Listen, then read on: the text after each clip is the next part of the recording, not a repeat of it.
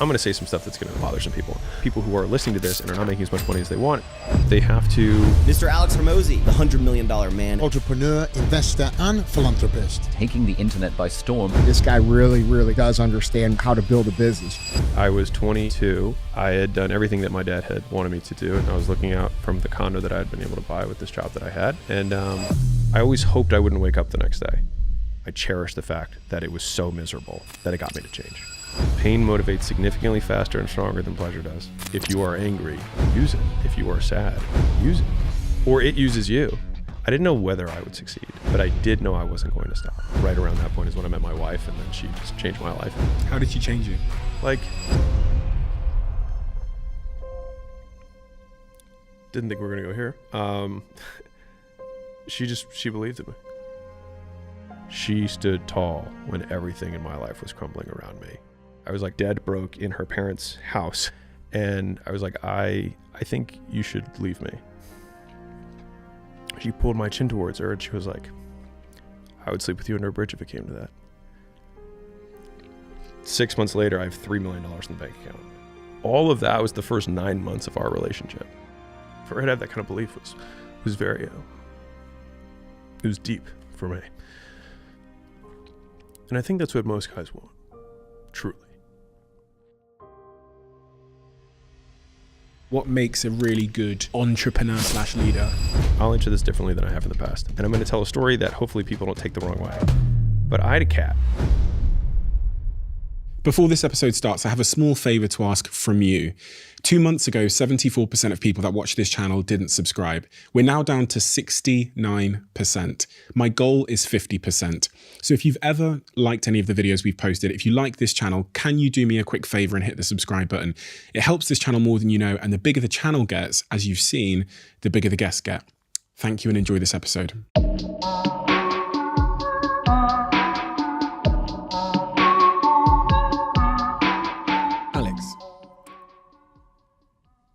I spent several hours consuming all of your content across multiple channels. What is the aim? What is the mission? What is the intent?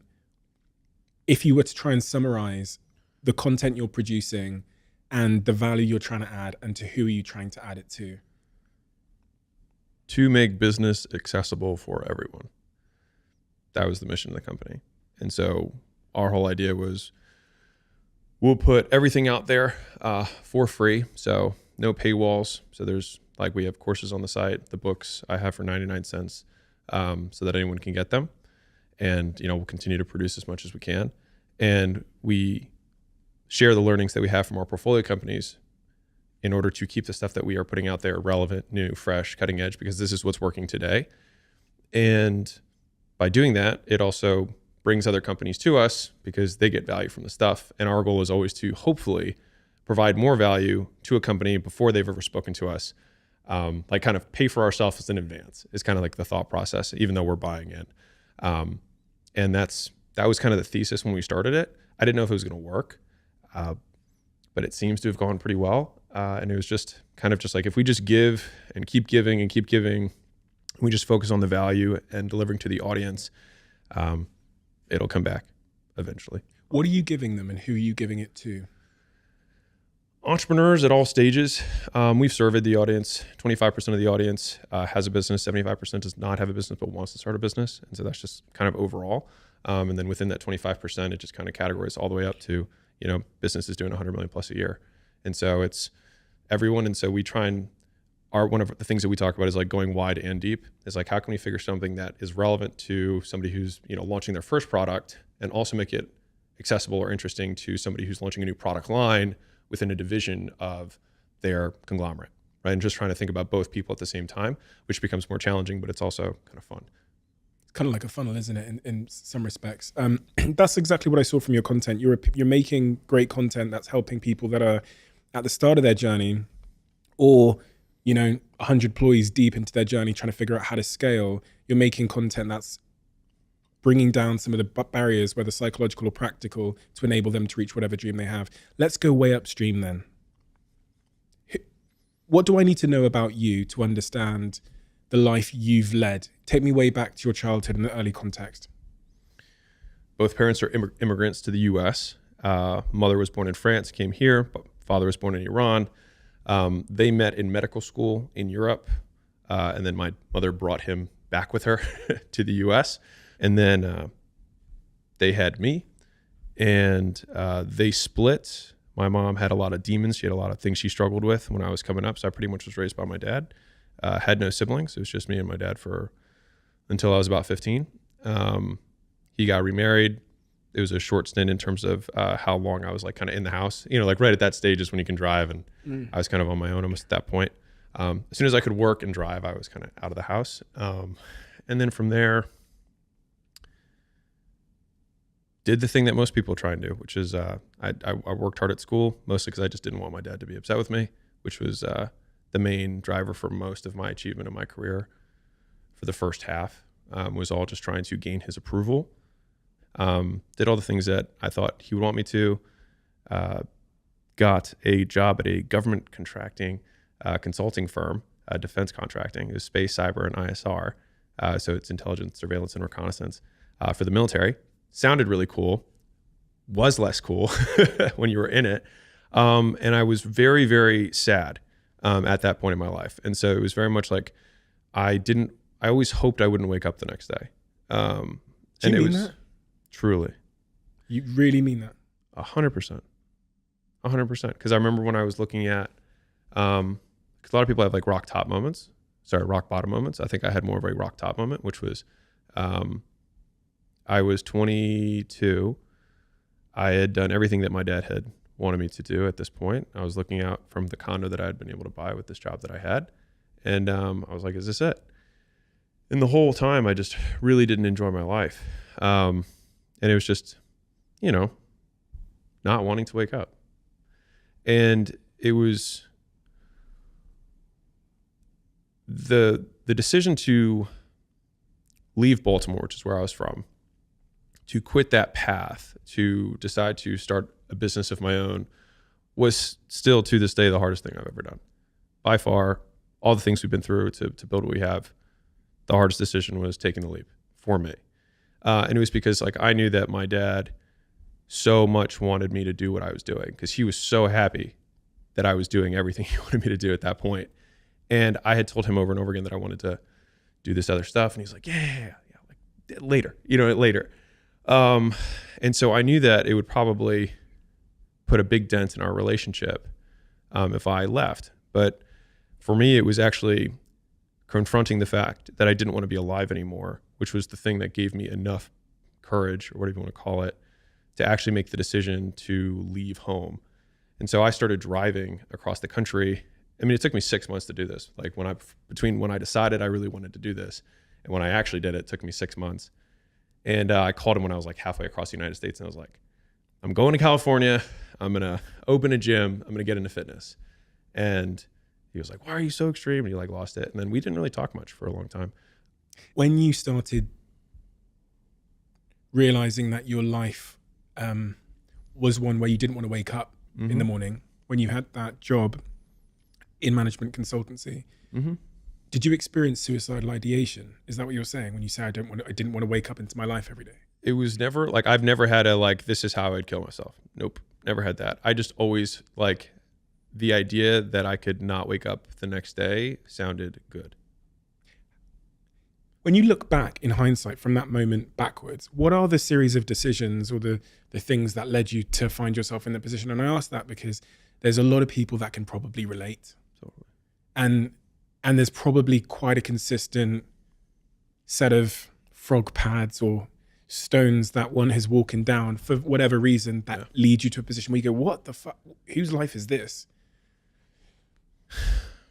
I think the one line summary for me was that like I felt like I had to let my dad's dream die for mine to live.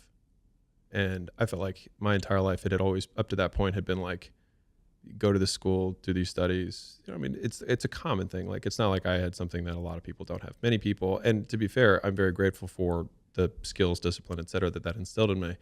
Because I think you have the hard hand of an authoritarian parent when you're growing up, and it teaches you a lot of skills. And then, the flip side is if you have a very laissez-faire parent, like you never learn those skills, which then benefit you later. So, who knows? But for me, I knew that he just wanted me to be a doctor. That's what he was. That would have been his dream. I went to school as pre-med. And then it was like even changing my degree from pre-med to just a business degree was like a huge deal. But he was okay with that as long as I followed like the business path. And so when I did my 2 years of consulting, which is kind of the typical like 2 to 4 years you do consulting and then you apply to go to business school. When I was going through that process, I was answering the question for like the Harvard MBA, and it was like, how will Harvard MBA help your short and long-term goals? And I sat there for like 2 days trying to answer the question. And I was like, it just isn't. I want to start a business. And so that was when I kept trying to, start that conversation with my dad, and it just wasn't really happening. And so that was kind of the breaking point for me. Was like, I just felt terrible about my life, and I didn't like the way it was going. And for me, it was such a key point because the biggest line of reasoning I had for myself in order to convince myself to confront my father, or at least disappoint my father, or the version of myself that he wanted me to be, was to say that like, I have to be comfortable dying in his eyes. And a lot of people and many people might think that was hyperbole, but for me, it was very true. Like I knew that I would die in his eyes, and I did. To give you context, so I had the gyms, and I opened up multiple after that, got to about 6 locations, sold those, started a gym turnaround business, did that for 2 years. All the while we weren't really, we were like, okay, in touch. And then we started the licensing business, which is Gym Launch. And that's the one that like really took off. And we hadn't been super in touch. And I get a call out of the blue, and he wasn't like a cold call. You know what I mean? I was like, this is weird. So I pick up the phone, and he's like, you're going to want to sit down for this. And I was like, okay, what's up? I was thinking like cancer, I'm just like, what is it going to be? He was like, I'm sorry. And I was like, for what? And he was like, everything. I was like, okay. And I was very angry still because, this is what I told him. So I was like, that point when people like get on stage and they accept the awards, and mind you, at this point, I think we're probably taking home $1.5 million a month, you know what I mean? And take home like personal income from the license. It was a decent size, like, I'm not, conglomerate, like public, but it was a decent sized business. And I was like, when people get on stage and they accept awards for things, I was like, the first thing they always say is like, hey, I just want to thank my mom and dad for always believing in me. And I was like, I'm not going to say that. I was like, because you didn't. I was like, you're only saying this now once everyone believed, because it's not belief anymore. It's fact. It's evidence. I was like, this apology means nothing to me. And besides that, I stopped caring what you thought 6 years ago, which is why I left. And so I had like, that's like, I could have just accepted it, and I didn't do that. How do you feel about that? Today I probably would have just said thanks. I appreciate it. I know where he was trying. He was trying to extend an olive branch, and I just wasn't there. I was still seething. I was still very angry that I had not gotten any support during that process. And maybe that was very woe is me. But I was still very angry at that point. And, to give also a little bit of context, his response to that was like, well, we'll see how long it lasts. You're joking. No. So like my father and I, like, he is a very strong personality, and so do I. And we both think we're right. Are you angry about it now? Honestly? No, I think I can still feel the emotions, but I feel like I've, thought about it enough to say that I can logically say, I think he absolutely did the best he could with what he had. He was a single dad, another country, raising a kid, trying to get that kid to fit in and do the things that, like, one of the things that I think my dad always wanted me to be able to do is like, because he's darker skinned than I am, he's Middle Eastern. He always wanted me to like have access to like the back rooms where like deals were made that he felt like he wasn't a part of. And so he just wanted me to have that. And so I think he just drove me as much as he could to get that. It's just like when you're on the other side of it, like all you feel is never succeeding. But I can appreciate it now in retrospect. But it definitely was it hardened me a lot. But that hardness, I think, has benefited me a lot in business. I had someone on the podcast say a quote, which I've never managed to forget. They said, you've got to realize that everybody you encounter, everybody that does you wrong, if you were them and you'd been through what they've been through and you had their brain, you'd be doing the exact same thing. And it's obvious on one hand, but it's also very kind of illuminating that think about the person that's wronging you the most. If you've been through their shoes and you had their genetics, you'd be doing the exact same thing. Doesn't mean you have to let them off, but at least it evokes some empathy. Have you heard you cannot both hate and understand someone at the same time? True. Like if you truly understand someone, then you can't hate them because you understand why. Like a lot of times the hate is from the unknown and not like, because you hate, because I mean, you almost say, you're like, how could, like, it's literally a statement of not understanding. Like, how could you, if you understood, then you would know how. And that resentment is a byproduct of just not understanding as well. I was just thinking about resentment that I've had in my life when I think someone's wronged me, that sense of injustice. You're right. How could, how dare you? Did you ever manage to get your fuel to burn less dirty? Are you burning less dirty now? Yeah, I think so. You think so? Yeah, I think so. My team tells me that's true. And if you look at like, because I do have some older videos that I made from like, years ago. And there's definitely a different vibe. I'm significantly friendlier now than I was then. I mean, even the way I interacted with customers and, the team was like purely fear driven.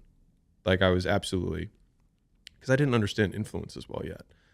So only the stick I had was like, if people are afraid of me, then they will immediately comply. And it's effective for short durations, but not for long durations. But I didn't know any better at the time. And then I slowly, that's when I, right around that point is when I met my wife, and then she just, changed my life. And she started running all the businesses, and I'd see her and everyone loved her. And I was like, man, I should do more of that stuff and less of my stuff. She changed your life. Oh, yeah, for sure. Bar none. I mean, she's like the best. How did she change you? She has brought out the absolute best in me. Like in just about every way. Like,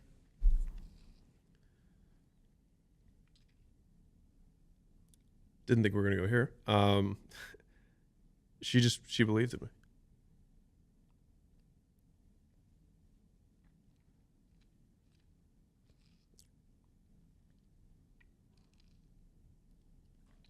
And I think that's what most guys want. Truly. At least for me. That's what I wanted. Or needed. I'll tell you a story to illustrate it. So we met, talked for 4 hours on the first date, only about business, because that's all I wanted to talk about. And I pitched her on working for me. I was like, quit your job, work for me. And she was like, I just met you. Logically makes sense. She was a personal trainer. I had a bunch of gyms. And I was like, if you're this good, you should totally work for me. She was like, well, let's see how this goes. And so I had this idea for the turnaround business, and it was right as I had five locations at that point, and I wanted to try this thing out. So I flew out, did 3 turnarounds, flew back, and they started working. And then I sold all my gyms because it was like, okay, this makes even more money. I took all the money and put it into this gym that one of the guys I was doing a turnaround with was like, dude, you just crushed this. Like, I'm a really good operator. Instead of turning his gyms around and walking away with just the money, he's like, you should just keep owning them, and I'll just fill them up behind you. So I could launch 1, 2, 3 gyms a month and then own them all. He's like, you're leaving so much money on the table. I was like, okay. So we did this first launch. I put all the money in. He's like, of course, he had financial difficulties, and I had to personally guarantee the lease, normal stuff. And so I crushed this launch, and then I wake up one morning, I check the bank account, and it's completely empty.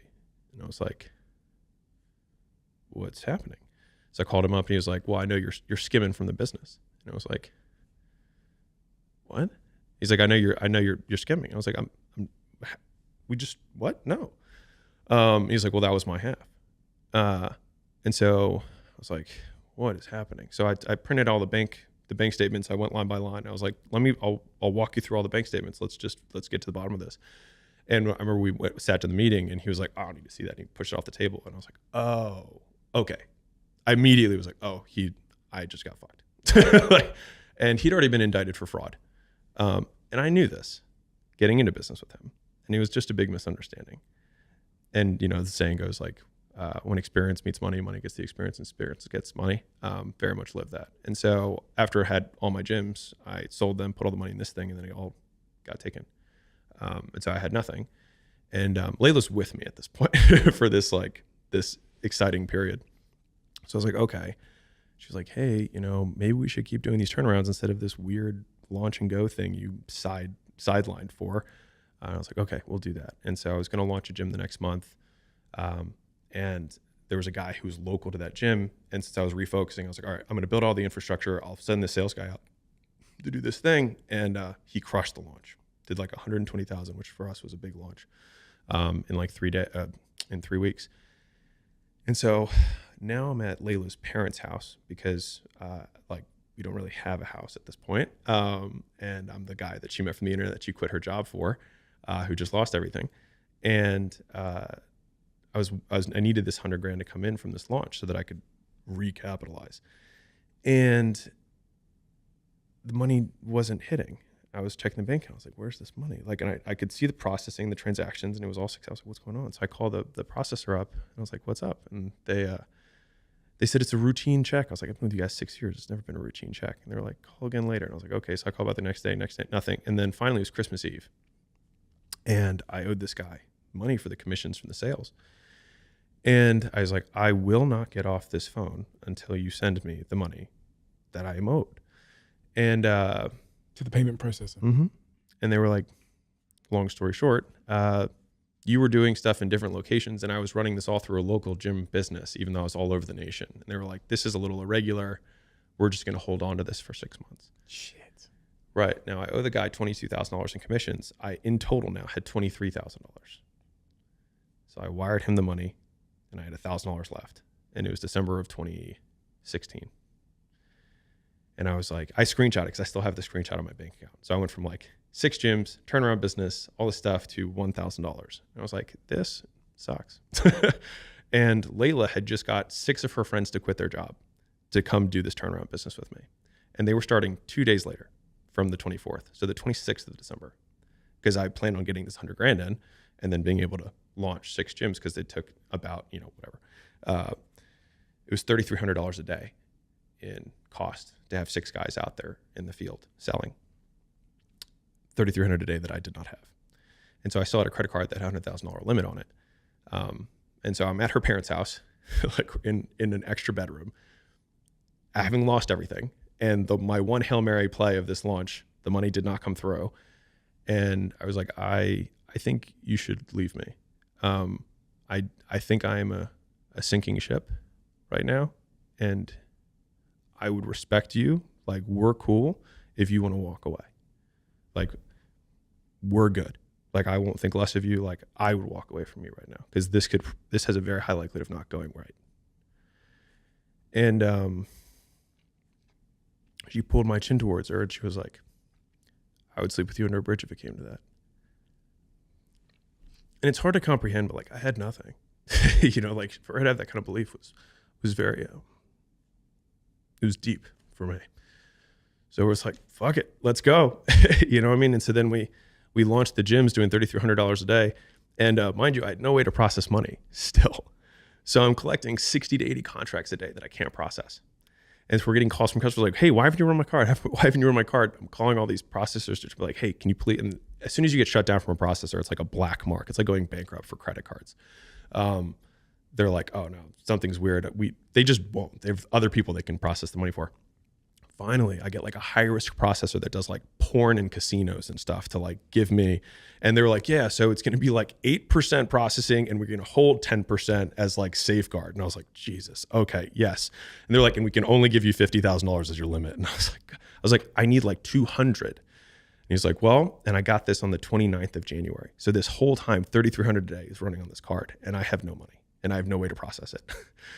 And 29th of January, I can run 50 grand. I run 50 grand in a day. And he's like, but it's by month. He's like, so February 1st, you can run another 50. So February 1st, I run another 50. That 100 covers my cost from the month before. And then I get 2 more processors for 50. Boom, boom, run those.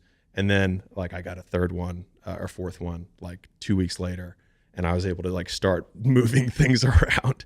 And at the end of February, we had made like a $30,000 profit. And I was like, okay, I think we might be out of this. The next month we did a little bit more and I was like, okay, I think this is working. And then all of a sudden, Layla taps me on the shoulder one morning, and she turns her laptop towards me, and it's our bank account, and it has all these negative transactions, like hundreds of them. And I was like, what's going on? She's like, well, all these clients are calling me saying that the gym that we did this launch at a month and a half ago, the guy got in his chair and was like, hey, there's too many of you here. Like, just go home, just refund. Because I was the one who held the money. They had to do the delivery. That was the model. It's like, I would fill a gym up, I would sell, I'd keep the money, and then they deliver on the services. And after that, they could keep the customers. That was kind of like the setup. And then another gym the next week said, hey, this guy made $100,000 out of my gym. The average gym owner makes $36,000 a year take home. He's like, this kid from the internet took $100,000 out in a month. Screw that kid. And so he told all the customers who were there after we had left, hey, I'll keep delivering your thing, refund him, just pay me half of what you paid him. So after they cut you out. Right. It was a flawed model. Like, I didn't understand, like, I didn't get it at that point. And so we had $150,000 in refunds that I had to cover, and I had no way of doing it. Mind you, like, Layla's like, we're going to do this. I believe in you. Jesus. And so I'm like, I can't sleep. I remember, because what would happen is, like, the more we sold, the more the refund, like, it was a vicious cycle. So I had to sell more to cover the refunds from the ones that were coming in. And so our sales were going up, and it was just like, I couldn't breathe. And I would wake up at night anyways. And so I'm like writing down these ideas of like what I think I could do.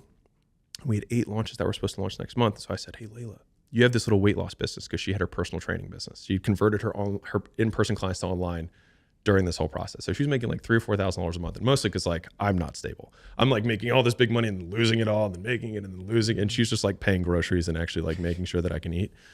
And I was like, tell me more about that. I was like, what's your overhead? How much time does it take you? And then blah, blah, blah. I was like, we're gonna do your thing. We're gonna call it Queen Transformation. I'm gonna start running ads for it, and we're gonna take the sales team and we're gonna put it on your thing. And so within 14 days, she starts taking the phone calls, because she was a good salesman. She's doing $1,000 a day online. No, all margin. What's her product? It was a 16-week like weight loss program. That online. Online, exactly. And so it was $500. She was selling 2 of them a day. And so I was like, man, if we get the eight guys going, we'll have 8,000 a day, 240 after ad spend. I was like, I can make 150 in profit, and like, we'll be in the clear. So I called the 8 guys that were supposed to launch the next month, the gyms. So I get on the phone with the first guy, and I was like, hey, we're going another direction. You know, we're gonna be a weight loss company, sell direct to consumer. And he was like, dude, you launched my buddy's gym like 2 months ago, and like he can't stop talking about you. It's like, it's packed. Because there are other gyms that everything went fine with. Just the ones that didn't is the ones that crushed the business. He's like, I know you can do it. And I just refinanced my house, and I maxed out my credit cards to make this gym happen, and I'm going to lose it. And given what I had been through up to this point, I was like, that's tough, man. Like, sorry about that. And then finally he was like, instead of flying, can you just show me what you did to help my buddy out? Can you just give me like the system? And since I was like, I'm going to get out of this gym business, I was okay like selling my secrets. And so I was like, all right, man, I'll give you everything I have, but I'm not going to fly out there to save your ass if you can't sell. And he said, no, it's fine. And so I picked up the highest number I could think of, because he already told me he was broke. So I figured I could just get him off the phone so we could move on. And I said $6,000. And he was like, $6,000? And I was like, yeah. And he was like, oh, done. And I remember like looking at the phone and being like, holy shit, $6,000? And I was like, oh, what card do you want to use for that? Like, wrote on like a cardboard box. And then the next call I had the same thing. And I was like, well, shoot, I have to make this thing now. And I was like, same conversation. He's like, how much? And I was like, $8,000. And he was like, yeah, okay. And each of the calls, I was like, next call, same thing, $10,000. Next call, same thing, $12,000. And then the next, at the end of the day, I'd sold $60,000 in licensing packages for all of the stuff that we did to do the turnarounds. Is that monthly, or is that just it was a I didn't even have it. I was just like, I'm just giving you everything I do. Yeah. It became more like more it became a recurring model over time. But it was a PDF or something. Yeah, right. It was actually all my internal stuff. So it was like what I used to train my sales teams that would fly out, and like what I would use to train them on how to do the nutrition orientation. Like it was all the internal stuff. The only thing I actually made external was I had to create the advertising material. So I had to basically make a white label landing page for the gyms that they could put their logo on. And then I licensed them the ads themselves that we already knew converted. Right. So like the videos, the copy, everything. They used like videos of me that we knew converted, and I taught them how to run them. And then that's what it did it. And we made $60,000 in a day. And Layla came in from doing her 2 sales for weight loss. And I was like, I think we're still in the gym business. And she was like, what? I thought we were doing weight loss. Like, you just told me, you sold me on weight loss being like the next thing. I was like, I just think we were doing it wrong. And so I explained what had happened. And she was like, so is this what we're going to do now? And I was like, I guess. I was like, I can call the other 30 gyms that we did the turnarounds for. I was like, they know we can do it because we just did it for them. And so I called all those guys up and we did like $300,000 in sales that month. And it was basically all profit. And I covered the refunds and I covered the everything. And we were like in the clear. And then it was just, and then all those gyms that we did that we sold, the average gym did $30,000 in extra cash collected in their first month using our system. And so the key was that, like, if they didn't have to pay the overhead of the sales guy who's there every day at the hotel, the commission for that guy, like the rental car, the per diem, like all the stuff that you have to incentivize, and just like rent it out of their own gym and work the leads themselves, it became incredibly profitable for them. And then it just took off like wildfire. Like, we went from like our first full 12 months of like January to January, we did 26 million top line. Wow. 17 million in EBITDA our first 12 months. Like, it was insane. Like, it's hard to comprehend that. Like that was the moment I had been like dead broke in her parents' house. And then like 6 months later, I have $3 million in the bank account. And then like 12 months after that, I've got like 20 million. It was insane. And I didn't even know how you could pay taxes. Like, I was figuring all this stuff out. But through that whole thing, Layla was just like, you can do this. Like, we can do this. Like, we've got this. And I think sometimes you just need one voice behind you that just keeps believing. What happened then? So that's 2016. You turned things around over the next couple of years. Yeah. What happens, leading up to where we are today in terms of your business? Can you give me a top line summary in terms of what's happening? I'll give you the TLDR. Continue to grow Gym Launch. 2 years later, we started a supplement company called Prestige Labs. At this point, we had thousands of gym owners that had licensed the business model and the ads and all the stuff that we were doing. And so we sold through that distribution base. That company grew pretty big, pretty quickly. A year after that, we started a software company that also helped gyms get leads in the door. It's just like an automated lead thing. And then 2021, we sold all 3 of those companies. The supplement and the licensing company we sold to American Pacific Group, which is a private equity firm out of San Francisco, for $46.2 million. We sold 2/3 of the company. And then the software company we actually sold to a strategic buyer who had like a massive base, and we just had a better monetization system than they did. And that was an all stock deal. So it's continuing to grow under their umbrella, and they'll probably sell in 4 or 5 years. But from that and what we had taken in dividends during the licensing business for the 5 years that it was rocking, I mean, it still is rocking and rolling, we started acquisition.com. So that became kind of our family office. And so we started our first investments. I think the first investments we did was in 2020. So there is some overlap there. And part of the reason that I was willing to sell it was because the investments, the first 3 or 4 investments we did really well. And I was like, okay, this is what I want to do is the next thing. Cause I didn't want to be the gym guy for the rest of my life. Because I'd been, at this point, it'd been, I think, more than a decade that I'd been, from like sleeping on the gym floor to having multiple locations to doing the turnaround business to doing the licensing. Like, I'd been in that game for a long time. And I think that maybe I could have stayed there and could have just continued to compound it and started doing acquisitions under that fitness umbrella. But I wanted to do more general business stuff. And so that was, that's what we did. And so now we buy chunks of companies, usually minority stakes, 25 to 49-ish%. I mean, we have one that we're in the talks of that we were originally minority stake in, and we're going to take majority because it's been a great company, and the founder in the same position as I was, like, just wants to do other stuff, and it's a great business. But that's kind of how we see it as like growth partners. We come in, we write a check, we add value, we help grow the business. What are you brilliant at?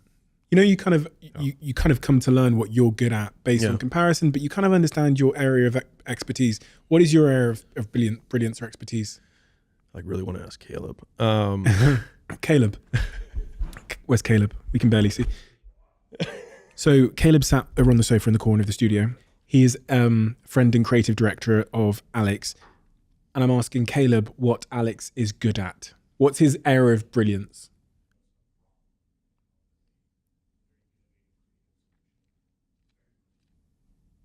I like it. Solving problems for companies, simplifying complex things into more digestible, actionable solutions as well. And how would you answer that question if you were answering it for yourself?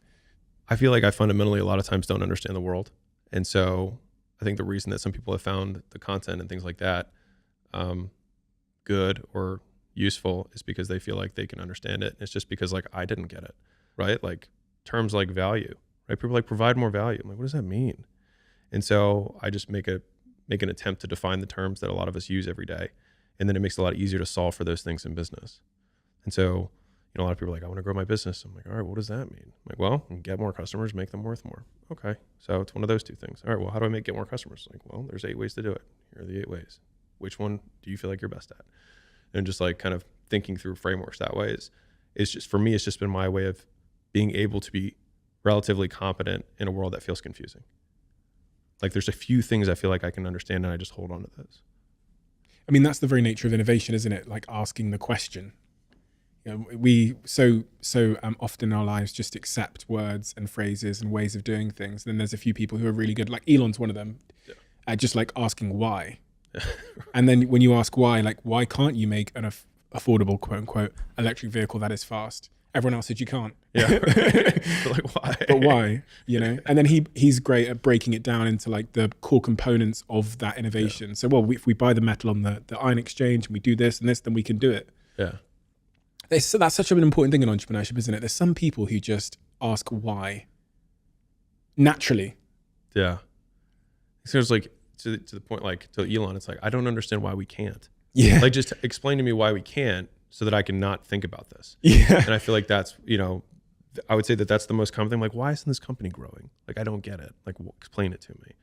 And then usually a lot of people, it's like they're caught in this loop, you know what I mean, of doing what they've always done, or like believing that this is the only way. And I think a lot of times I've benefited from like not knowing because my questions don't seem stupid to me, but only to somebody who like knows what they're doing. It seems stupid. And so from there, we're able to like, I guess to your point, innovate just by being like, I don't understand. That's what Steve Jobs, from everything that I've read about Steve Jobs and my brief conversation with Steve Wozniak once upon a time, is he was just the voice in the room that never understood why they couldn't. And even like when we think about him removing the keyboard and doing, not refusing to use a stylus and all these other crazy things he did, not using JavaScript, I think at the time, and changing the port and removing the iPhone jack, that is somebody who is so strong in their convictions in terms of like doing things a new way. How important do you think that is generally? Like, what, in your view, what makes a really good entrepreneur/leader? I think that they have to have the power to influence, and that is across lots of things. They have to be able to move other people. And you can define sales as the ability to get people to comply with your request. You can define leadership the same way. Management, marketing to a degree is getting people to comply with a larger request, publicly. But I think that fundamentally is a skill that people have to have if they're going to be successful at entrepreneurship. They have to have tremendous drive, whether that's a combination of towards or away. So they have a big mission that they really want to achieve, or they have some very big fear that they're running away from. Either way, I think the fuel works just from a pure entrepreneurship perspective. The third piece is impulse control, is that they have to be able to say no to things on a regular basis for an extended period of time. And I think they have to be able to boil down the success of their business into inputs and outputs. Like if you do not know the inputs that are going to get the output that you want, then what are you doing? And so I think for most entrepreneurs, like if they have those things, if they have the ability to lead other people /sell, just influence, they have some big motivator. They can control themselves long enough to keep on going during that period of time, and they are doing the right things because they know the inputs and outputs to be successful, to create the thing that they want. Becomes a very difficult person to beat. On that first point then, sales. Mm-hmm. One of the things I read in some of your work is this idea that if everybody just went and spent 2 years doing door-to-door sales, then... Oh my God. Why is that important? Why do you think door-to-door sales is a key thing? I think it's just for broader definitions for the audience. I think it's just high volume transactional sales. So whether that's you doing door to door, or you cold calling, or you working the front desk at a gym where you do 20 consults a day, like just having a high volume, because in order to learn a skill, you want to have as much exposure as you can to repeat the action. And then you want quick feedback loops so that you can learn what you did wrong. So the perfect scenario would be mentor, mentee, repeated exposure, fix this, try again, fix this, try again. And in sales, if you can survive that long, then you are good enough that you will have gotten enough feedback. Like for most people, if they can weather the first 3 months of sales, then they'll usually be fine. And so for the people who are coming up, I always tell them, like, go shadow the best guy and do twice the volume he's doing, because you're not as good as him. So like do twice the volume that they're doing, work all of the hours, and you will get better faster because you have to suck for X period of time. And so if you can condense how long that takes you in terms of calendar days, not hours, you can get there faster. But I think that it's important because, one, you have to learn how to get rejected and still keep going. And I think that's a very valuable skill. And then 2, there's lots of like little things that you learn in just interpersonal communication that you can use with teammates later. You can use in marketing, because a lot of the best marketers started as salespeople, and marketing is just sales one to many, at least as I understand it. And so having that kind of repetition just develops a deep understanding of human psychology, I think. And I think it's important if you want to get people to give you money for the thing that you have, having that as a base skill comes in handy. I think a lot of people aren't orientated towards developing skills. I think they're orientated to lifestyle, to what I can post on Instagram, to whatever's cool. But this idea of developing skills requires this thing that's kind of absent in modern culture, which is patience. And a lot, like you said, rejection. Who wants that? You know, there was no glamour in what you said, Alex. Yeah. It's funny because a lot of us want traits, right? We want to be patient. We want to be humble. We want to be, long suffering, whatever words you want to use. But in order to, if I would say, hey, how would you if you had to create a human, what would you put them through to make them tough? It probably wouldn't be a really chill life. Yeah. What would you put them through to make them patient? Well, you probably wouldn't give them things immediately. And so it's like, we want these traits, but each of the traits has a price tag attached to it. And it's just like, do you want to pay the price tag to get the thing? And so I think if people reframed the period of life that they're going through as the price that they're paying out of their wallet, but the wallet is their time, it's the seconds of life that they're trading for it, then I think more people would be willing to make the trade. Because at least when I look at myself, like when I'm 80 something years old and I'm looking back on my life, I want to have these traits. But in order to have those traits, I know I have to go through these things. And I think for me, that's given me a lot of comfort in hard times. One of the things that kind of adjacent to that, which causes patience, is the belief that you are at some point going to get there. Yeah. So like, it's all well and good you saying to me, you do this for 5 years, Steve, and you'll build the skill. But I go, well, listen, if I want to be a millionaire, and I have low self-belief, I'm going to have low conviction. So I'm not even going to take the bet. Yeah. So how does one build that self-belief? Self-belief is such an interesting thing because it feels like this real, it's clear to some degree that you had it in that moment of turmoil. It also, the reason I say to some degree is because it didn't seem like you had a plan B anyway. So I'm like, you were already in your parents-in-law's playroom or whatever. So I had nothing to lose. Yeah, you had nothing to lose. So I don't know how much self-belief is applicable, but regardless, to keep gracing those hurdles, you need some kind of conviction that like this is the right way to go. How do people build that? So I hear that, and to echo the point you just made, I hated my current existence. And so I think some people don't hate their current existence enough. And so I don't think you either have to really believe that this thing's going to happen, or you have to know that your life sucks. And I knew that my life sucked. And so I knew that if I did something else, it would have a higher likelihood of changing my life than not doing something. And at least that's how I would say that I probably saw it in the beginning. It's like I didn't know if it was going to work, but I knew that I wasn't going to stop. I heard a quote some 10 years ago, which just came to mind when you said that, on some YouTube family vlog, where he said, change happens when the pain of staying the same becomes greater than the pain of making a change. Yeah. And in your situation there, it sounds like, well, this is less painful. 100%. I think that's the basis of most change. Either you have to have a reward that incentivizes you. It's the way towards or away. It's either we're going away from pain or we're going towards pleasure. And I think a lot of people are really looking for that passion that's going to be towards. But I think early days, and I talk a lot about this, but like, I think negative motivation is poo-pooed too much. Like, if you are angry, use it. If you are sad, use it. Because like, what else are you going to do with it? Like, you might as well let it help you. Like, or it uses you. You know what I mean?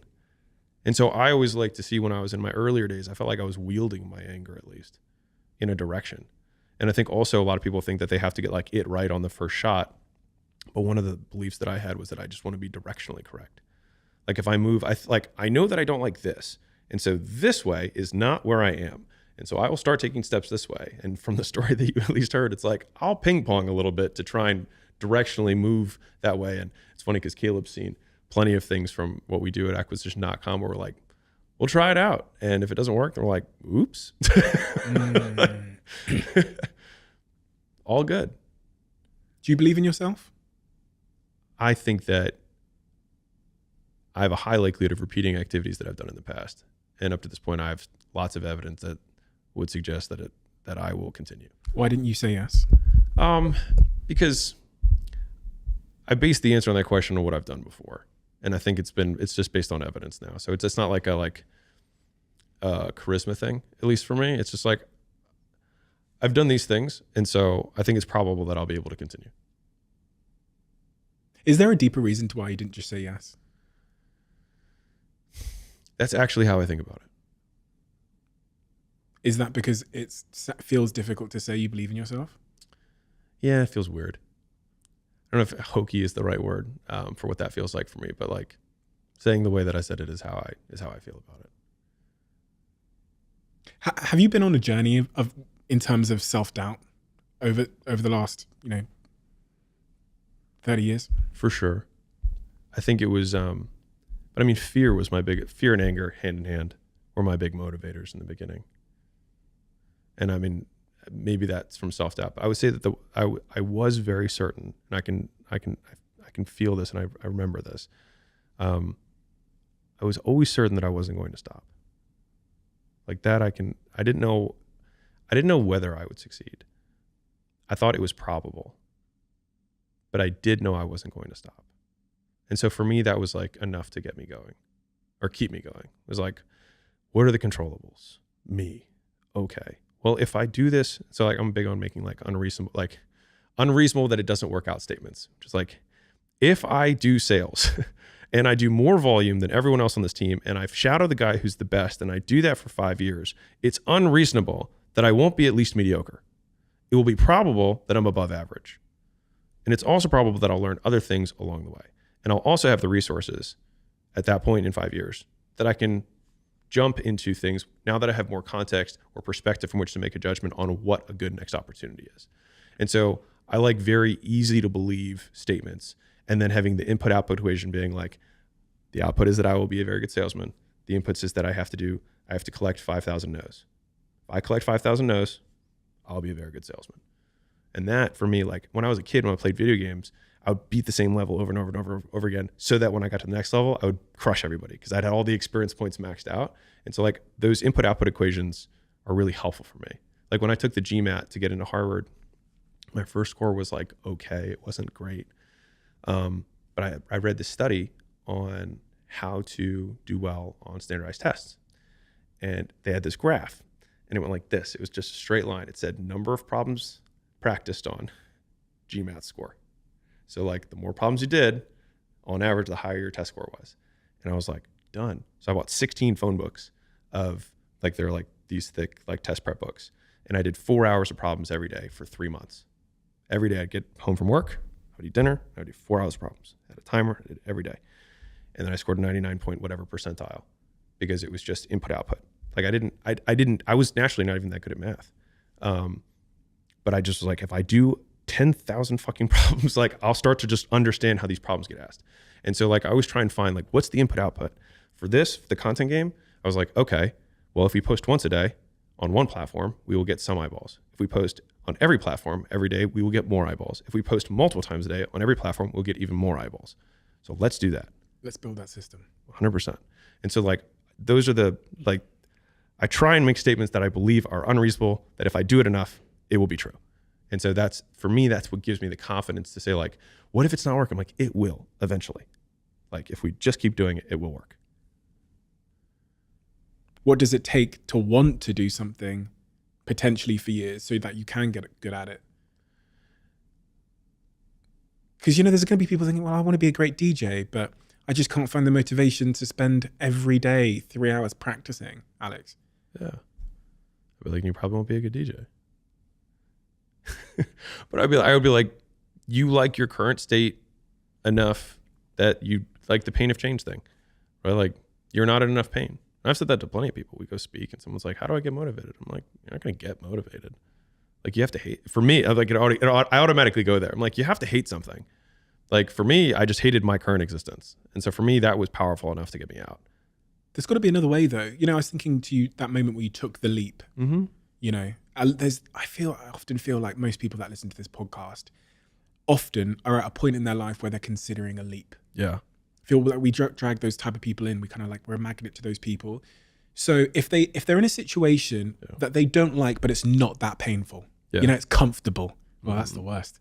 It's comfortable, but a little bit miserable. Yeah. How do you get them to take the leap when it's so comfortable? My boss is promising me a promotion. I think about death all the time. It's like, I'm going to die. And I think you have to agitate the pain for yourself. Like, you have to stoke the pain. Like, if you can't get through, because like, it would be odd that you would be motivated by some weird passion. Like, not everyone's Mozart and just like, I just love music and I see numbers and colors, whatever. Like, some people are like that, but most people aren't. And so if you're not that, then you only start really liking stuff when you get good at it, in my opinion. And you only get good at it by doing it a lot of times before you're good at it. And so this is why I'm a big believer in this, is that when you are starting out, I think you got to find the thing that's the pain. And like, pain motivates significantly faster and stronger than pleasure does. Like, people are like, no, passion's the right way. It's like, point a gun at a family member, all of a sudden 10 out of 10 motivation, pain. And so like, I think people should use their pain more. And if they don't have enough pain, then one, maybe that's fine. And you're a dreamer and that's okay. But I will tell you that a word that I read in my like 6-month journey between when I wanted to quit and when I actually quit, there was this word that just like pissed me off. And it was this in this self-help or entrepreneur book. And it said, there are entrepreneurs and there are wantrepreneurs. And I was like, and it was like, wantrepreneurs are people who read these books and don't do anything. And blah, blah, blah. And I was just like, I don't want to be. I was like, I am one of these right now. And it just like felt so powerless. And I think that my entire life has been a lot of trying to have power. And I mean that in the true sense of just being able to direct influence in events. I've wanted to have more power to protect myself, protect the people I care about, et cetera. And I felt very powerless. And I think that I was in that comfortable, like my dad approved of my current situation. I had a job that when I told people, they were like, oh, that's fancy. But I felt powerless. And I hated that more than anything. And so I think if I want to say this to anyone who's listening, if there's anything you listen to, all the stuff that I described that was really tough, that I went through, was not as hard as me quitting my job. By far, the hardest decision of my entire life, bar none. Because the things that I was actually caught up with were the opinions of other people, the opinions of my father, and the opinions of the people that I went to school with who I thought would judge me for leaving this good job to probably become a failed gym owner, and how lame that would sound compared to consultant, going to Harvard and blah, blah, like I was going to go from peak white collar to a very blue collar, profession making significantly less because I quote loved it. And like, I'll say this again, but like sometimes you have to let other people's dreams for your life die for yours to live. And for me, it was like when I continued to every day not want to wake up, that was my wake up call, where I was like, either I continue to live this way and not want to be alive, or I just risk the fact that I'll die to everybody else. And I think that like, it was the hardest decision of my entire life, by far. All the hard stuff we went through, still the hardest decision of my life. How much was money on your mind when you made that decision? The desire to be financially free to the point where you had millions. it's weird. Money, Caleb would know this. Money doesn't really motivate me. I would say that I love the game for sure. But I love playing the game and the tokens are there. But for me, it was beating my dad. You know what I mean? I didn't want him to be right. Like that's what it was. Like I didn't want him to be right. I remember like I'd be sleeping on the floor. I'd be miserable. I had, when I had my gym and I had no trainers, I was teaching all the classes. And so I'd wake up, I'd do 4 a.m., 5 a.m., 6 a.m., 7, 8 a.m. sessions. And then I would work out for myself. And then I would I'd do all the marketing and the ads and the stuff that I have to do in the middle of the day. And then I would teach the 4 p.m., the 5 p.m., the 6 p.m., the 7 p.m. And then I would do sales consults at 8, 9, 10, 11. And then I would do the billing for all the contracts from 11 to like 12, 12:30. And then I'd wake up again. And I did that for like 6 months. And like I started to like lose my mind because I wasn't sleeping. But even during like those times, I just literally, I would envision going back to Baltimore to my father and knowing that he would give me the false modesty of like, well, I know you tried, don't worry about it. Now let's get you back on this thing. And I knew that from that moment on, he would own me. And I just couldn't do it. I was like, I will do anything but go back to that. And for me, that was I would do anything. And so whatever that, maybe you need to agitate some pain in your life, to get out of your current circumstance. And just as a total side note, play it out. What if you just never do anything? Maybe some people just need to stop dreaming.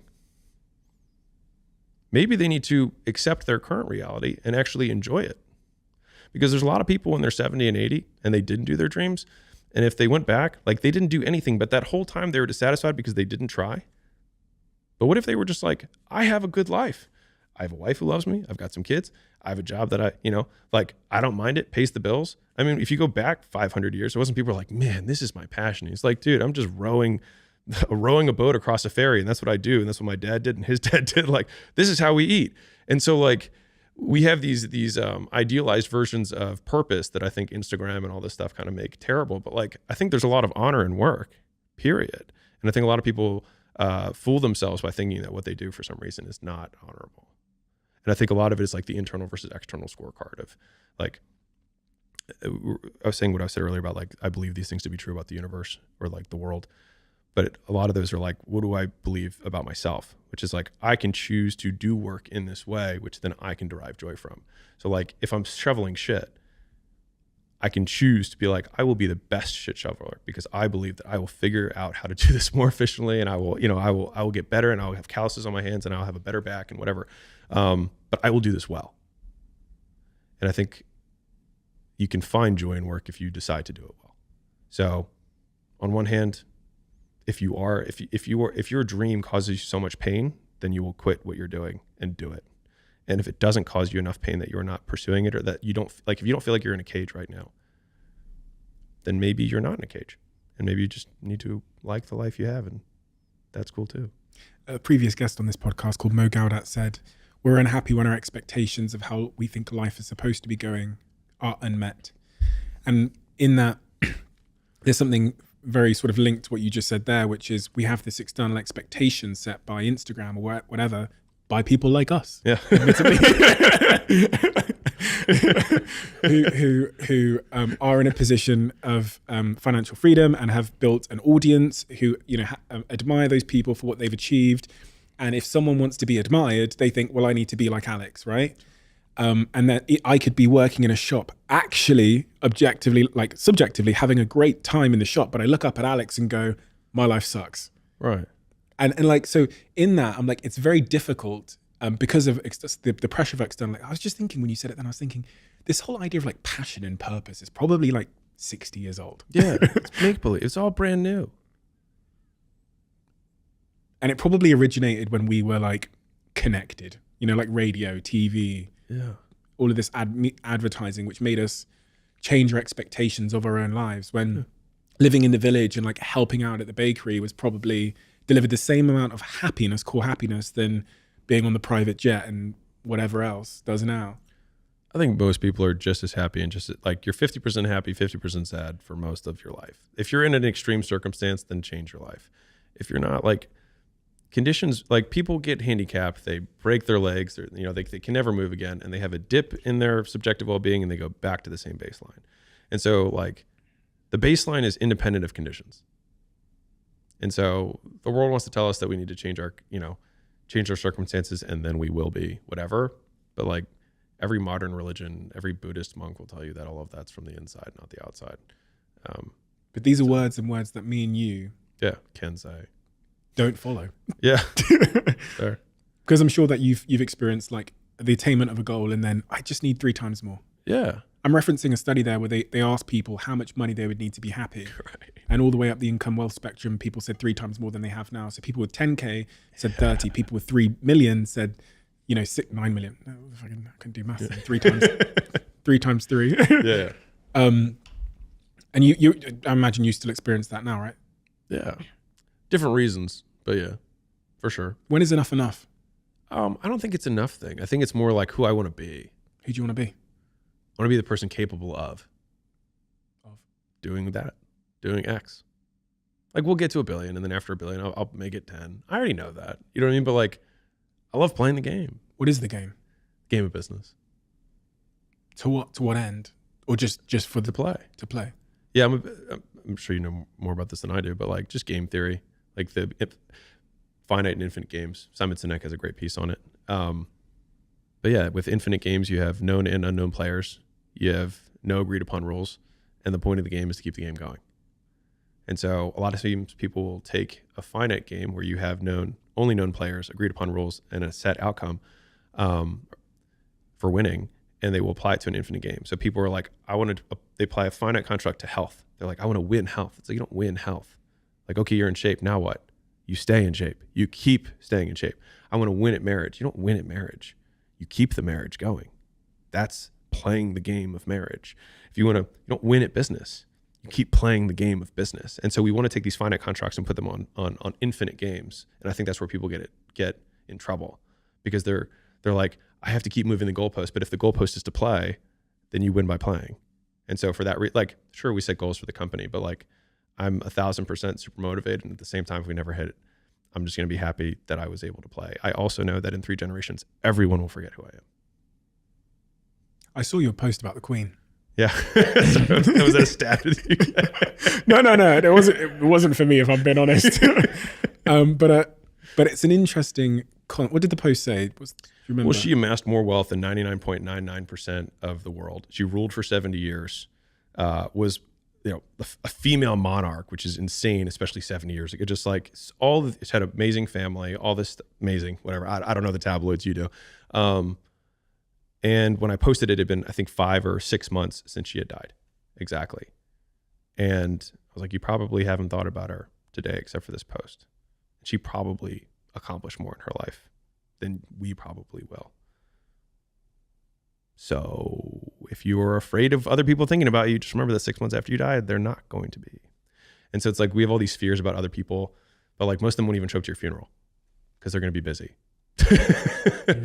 And so like I think about death all the time, and that's what I think for me has given me a lot of freedom to take big shots, because like at the end of the day I think that it's not going to matter. No one's going to remember. People in Thailand don't know who I am today, let alone in 5, 10 years, 100 years. It's a trap that the mind can quite easily fall into, though, thinking you are the center of the universe, and with that comes an immense amount of weight and pressure and anxiety. Totally. I have a trick. I've never talked about this before, but whenever I feel myself slipping into the trap of kind of overstating my importance, and what I mean by that is like thinking my problems are big problems. Right. I go on YouTube and I type in, there's this one video that shows a camera on Earth that just zoom out and it keeps going. And eventually Earth becomes this tiny speck, then Earth becomes this tiny speck, which is the galaxy, then the galaxy becomes this tiny speck in a bunch of galaxies, then you can't see any of it anymore. And then also this idea that like 100 years ago, I didn't feel anything, didn't think anything, nobody knew me. 100 years from now, exactly what you said, absolutely. I mean, fucking 5 minutes after I die, I think, oh, whew. But, and that feels really liberating. It like relieves stress from my body, which is an interesting thing because a lot of people don't like thinking about the death, you know. And I love thinking about it. Yeah. all the time. I know from doing this podcast that a lot of people won't click if we post something about death. They won't, because they don't even want to confront the concept of it, which is... People are afraid of it just because they don't understand it. It's kind of like the hate thing. How do you feel about death? I'm good with it. When you say I'm good with it, what do you mean? If I die tomorrow, I'm good with it. Like, I want to leave it all on the field. I'm going to try as hard as I can. And I know that no one will remember me on a long enough time horizon. And I'm good with that. Like, I'm cool with it. If I told you were going to die tomorrow, would you be sad? I'd probably hang out with Layla. I guess a little more than I always do. But like, I would say I wouldn't be sad. I'd be bummed. I'd be like, man, there's all this shit I want to do. But I don't think I'd be like depressed. I think mind you, to be fair, maybe I'll find out and maybe I'll get hit by a bus tomorrow. But no, I think like I've lived life the way I want to live life. And I'm good with it. If you were to go today, had you really like given it everything? Had you lived the life you feel like you were really destined to live? Me? Absolutely. An interesting mind trick around this same topic is, so when Betty White dies, right, at 99 or whatever, like people are like, she lived a good life. But when Kobe dies before his time, right, it's a big deal. And I see that as a contrast between expectations and reality. And I'm going to tell a story that hopefully people don't take the wrong way. But I had a cat and really liked the cat. And it died at 2 years old. Really liked it, young guy, heart thing or something, whatever. And I remember being like really bummed about it. And I was like, how can I not think this? And so I was like, the only reason I'm bummed is because I think that he should being the big word that everyone likes to use, he should have lived longer. I was like, what if cats only lived 6 months and I got to have him for 2 years? I was like, I'd probably be pretty stoked about that. And all of a sudden I was significantly less sad about it. And I was like, I got to have him for 2 years. I was like, awesome. And so I think like for me, for us, whatever, if we were to change our expectation, like people think they should live until, everyone thinks they're gonna live to 100, which is kind of interesting because like the average life expectancy is 74. And if you're like 36, you're middle-aged if you actually do the math, which no one wants to do, being middle-aged at 36. I know, right? I don't want to go. Yeah. But I think if we shift our expectations, then like expectations is the thing. It's all the thing, right? And so we can, if I expected that I was supposed to have lived 20 years and I made it to 33, stoked. Jesus lived until 33. He did a lot more than I have. You know what I mean? And so I'm good with it. If I die tomorrow, like only reason I would be upset is if I demanded from the universe that I live longer. But like 500 years ago, average life expectancy was like 35, you know? It was just not like dark ages. Ladies and gentlemen, I am so delighted to finally be able to announce that one of my all-time favorite brands are now sponsoring this podcast, and that is Whoop. All of you know that I've been on a bit of a journey in terms of health, performance, cognitive performance, sleep, and all those kinds of things. That's kind of been reflected in the guests we've had on this podcast. And Whoop has been a huge part of my life for many, many, many years. That's part of the reason I also had the founder come on the podcast. After having Will on the podcast, I love the brand even more. Hearing about his vision, his passion for the project, where it came from. His own obsession was solving a problem, which turned into the product that is Whoop. Whoop is a wearable health and fitness coach that provides you with the feedback and real actionable insights into sleep, into recovery, into how you're training, into your stress levels and your overall health. And for me, it's empowered me to be the best version of myself across all of those aspects of my life. The Whoop team have very kindly offered to give all of you a free month. So just head to join.whoop.com/CEO to claim your device and your first free month on us. Working hard. We talked about repetitions earlier. Yeah. Working hard is quite a controversial topic in 2023. Which is weird. Do you see what I mean though? Yeah. I'm probably not in the circles where it's controversial. It's like, they're like, gravity's controversial. And I'm like, I don't know. Like, sure, man. It's controversial in the sense that there's like toxic work. Oh my God. You know, there's toxic hard work. And there's, I think society prescribes a certain amount of work, which is good. Yeah. by their definition of, like, I'm going to say some stuff that's going to bother some people. I work all the time. I have no hobbies besides working out, if you can consider that a hobby, like 4 times a week. That's it. I work all the time. That's all I do. And I work until I can't work, meaning like my output per unit of time starts to drop precipitously. And then I know that I just need to take a break of some sort. And then I usually binge some sort of television because that's what for me works. Some people are like, I garden. That's not me. Netflix, I'm good. You know what I mean? Or dark room in a movie theater, rocking. And that's okay. Like, why do I need to take their expectation of what they want? Like, they're like, that's not healthy. I'm like, define healthy. I do as much as I can of the thing that I want to do with every minute of my day. Why is that not healthy? Why do you want me to do something that I would prefer to do less? Because I do what I do every minute of the day because that's what I want to do. Almost like, how dare you cast your expectation of your life onto me? And to be fair, to the same degree, they can not work at all. Doesn't affect me. Like, I'm a big advocate for destroying should, the word, in general. Should is just like the expectation motor of like all of our psyches. You should go to school. You should get a degree. You should do this job. You should marry her.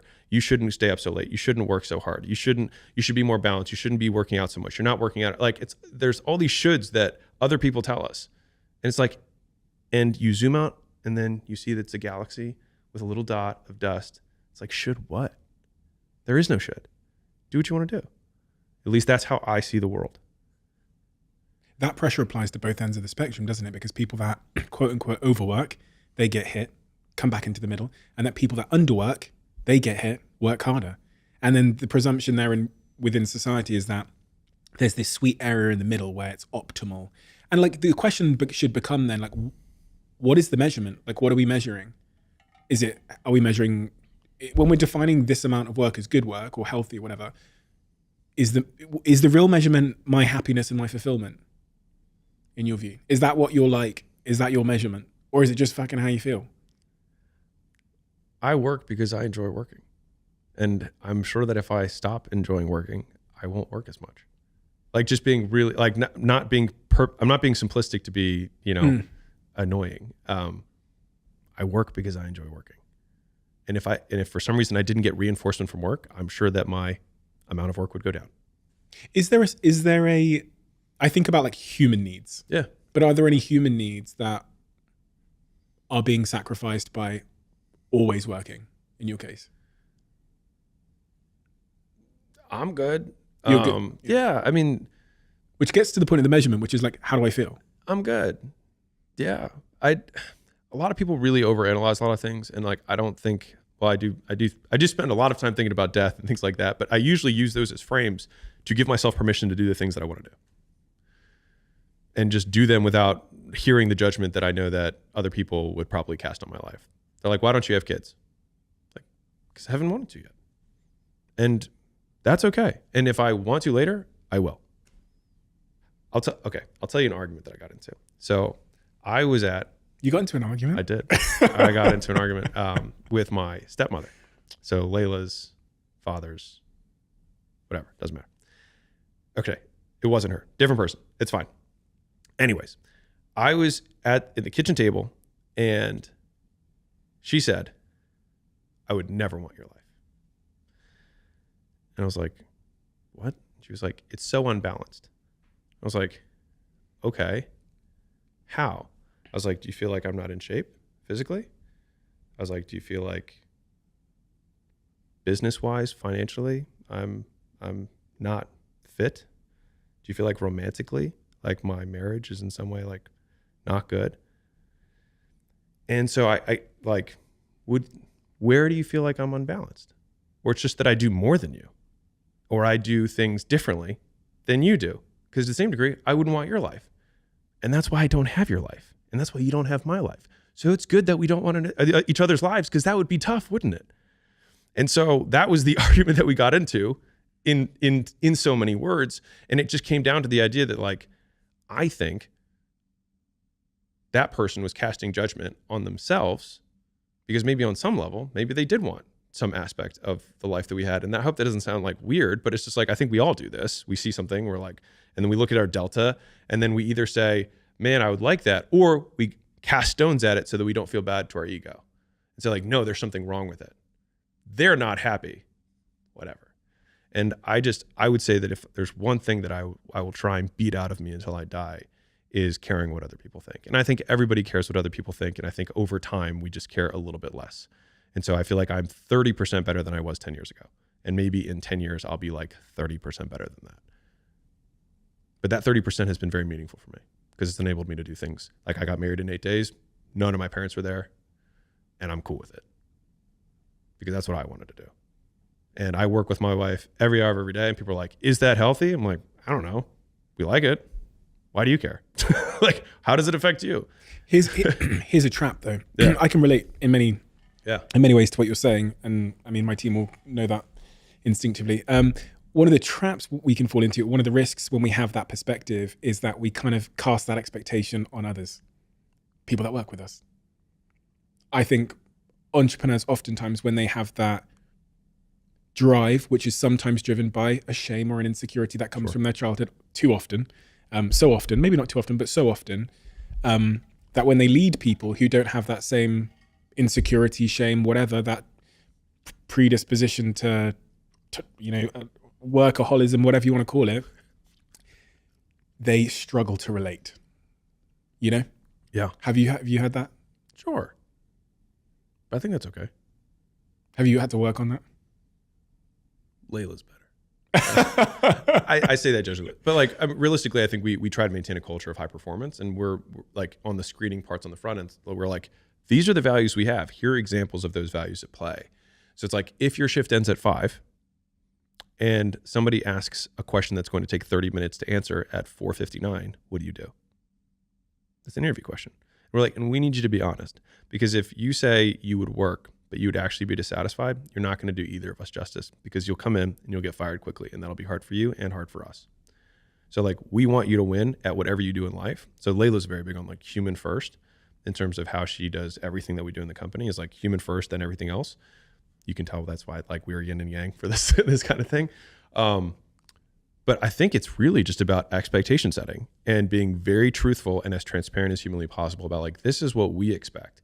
If you don't like that, or if your worldview is contrary to this, then you shouldn't work here, because there's another company that totally shares your worldview and you would do great there. And there's other people who feel like misfits in the companies that they're in and then work all the time and they're frustrated that no one else does. And they're all like telling them they should slow down.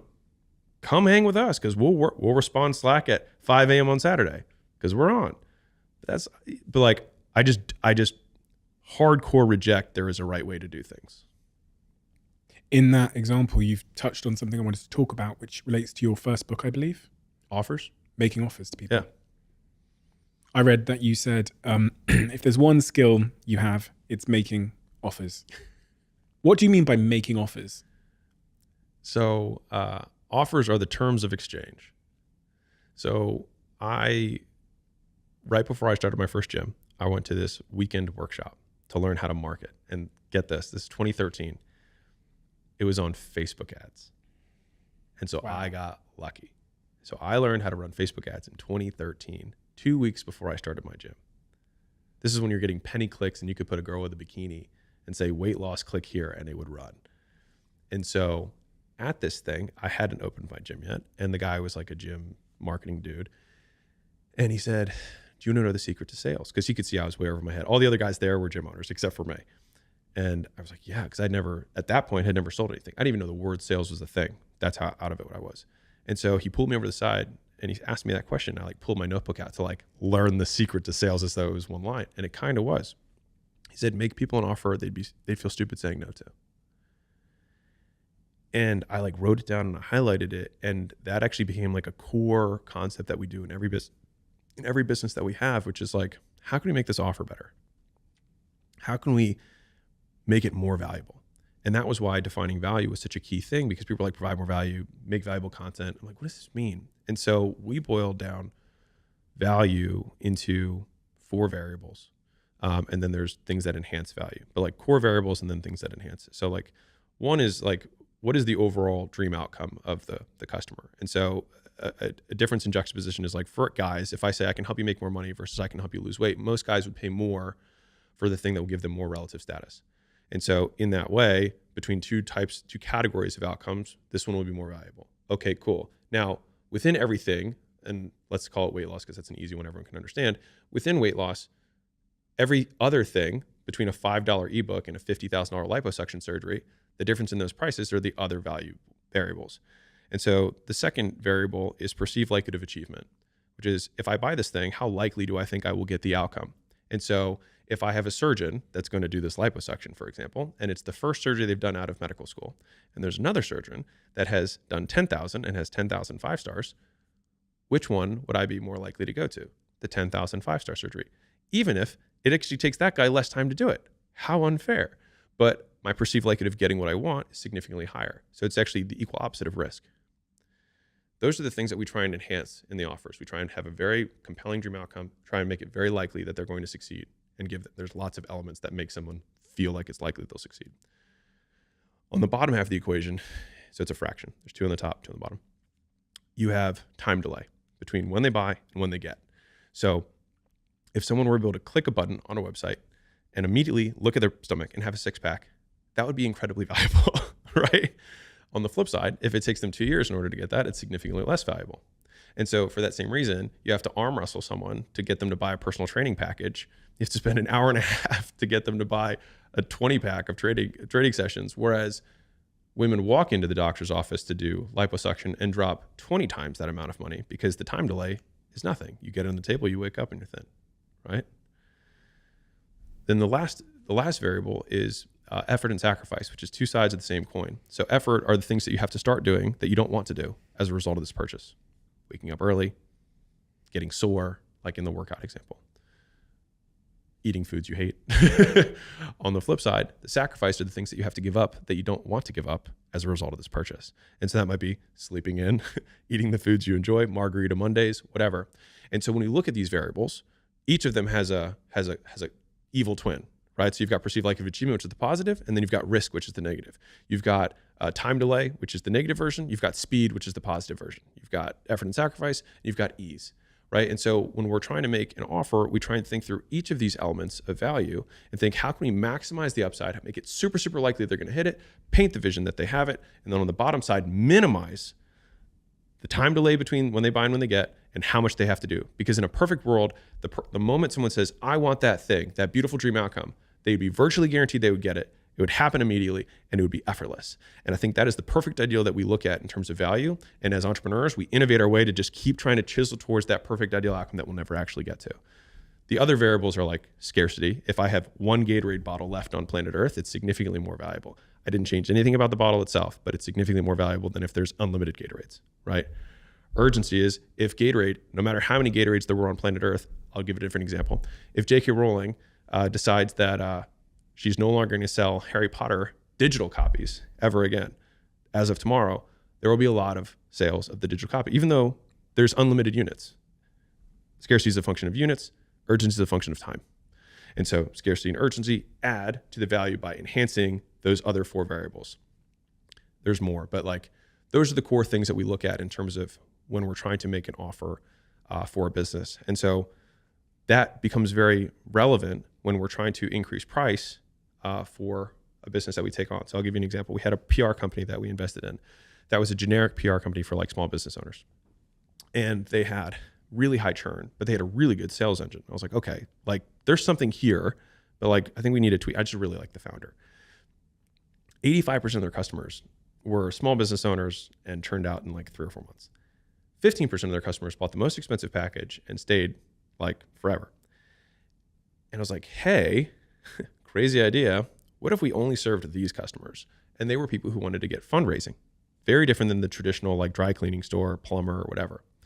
And so we redid the entire business model around finding only that niche. We only cold emailed people who were in that very narrow window. We were able to 10x our prices because we got higher response rates to the emails than we did before because now we were targeting and speaking very specifically to an avatar. And now we could provide so much more value to that specific person. And so that's maybe if Caleb were to answer from a business perspective, like solving that equation is probably the thing that I enjoy the most because it is how I feel like I've unlocked the most value in a business, which is like, what are all the good things that this business has? What are all the things it can do? Okay. Is there a way that we can rearrange it for a specific customer that will make what we do significantly more valuable to them? And then that's what we try and repackage.